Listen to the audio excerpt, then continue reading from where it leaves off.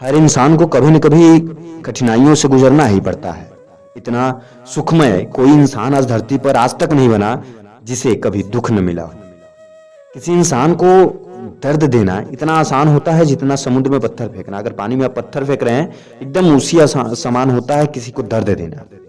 लेकिन आप ये नहीं अनुमान लगा सकते, आप ये नहीं समझ सकते कि उसके अंदर कितनी गहराई तक गया है वो दर्द। बस यही होता है दुख।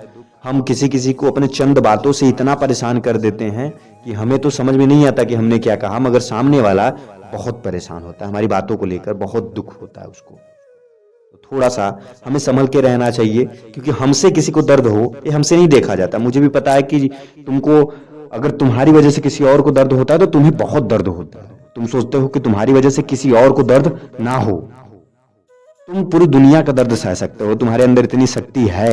मगर कभी कभी कुछ ऐसे लोगों से दर्द मिलता है जिससे इंसान सोचा ही नहीं होता है, क्योंकि जब कोई काम ऐसा होता है जो हम सोचे नहीं होते हैं तो वो बहुत दर्द होता है।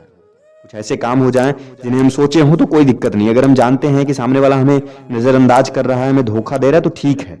लेकिन जब हम उस पर आंख बंद करके भरोसा कर रहे होते हैं और तब हमें कुछ ऐसा मिलता है जो हम एकदम सोचे नहीं होते हैं, तो दर्द होता है, तो सब कुछ टूट जाता है। सब कुछ ऐसे टूटता है जैसे शीशे का कोई खिलौना हो, फिर जुड़ नहीं सकता।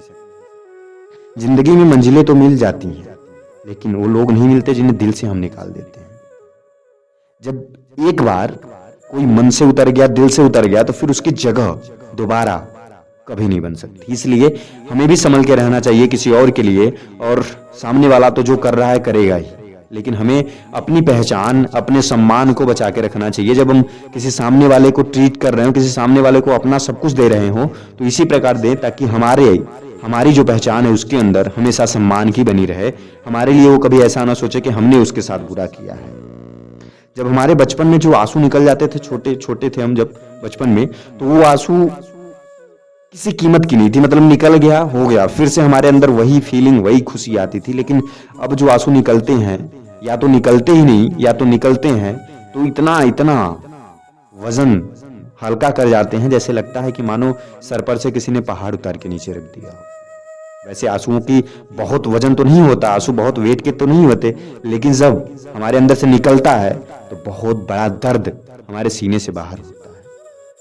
इसलिए जब बहुत बड़ा दर्द हो, हम किसी को बता न सके तो रो लेना चाहिए। किसी और को बताने से अच्छा है कि हम खुद में रो लें, खुद को सांत्वना दें, खुद को समझाएं। ज्यादा बेटर होता है किसी और को अपने गम बताने से। बनाना है तो किसी के दर्द की दवा बनो। जख्म तो हर इंसान देता है। अगर आपको खुद एहसास हो रहा होगा कि सामने वाला आपको दर्द दे रहा है, तो आप सोचो कि आपको किसी और को देना चाहिए कि नहीं, क्योंकि बहुत कष्ट होता है किसी की बातों का।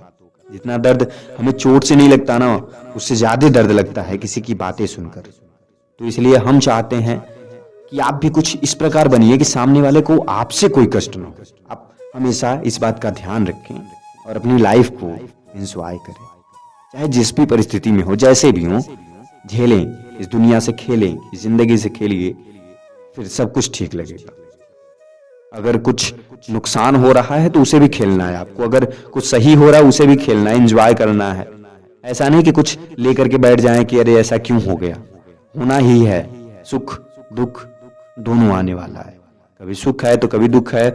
समय परिवर्तनशील होता है, परिवर्तन होगा ही, उसे कोई रोक नहीं सकता, ना आप, ना हम, ना और कोई।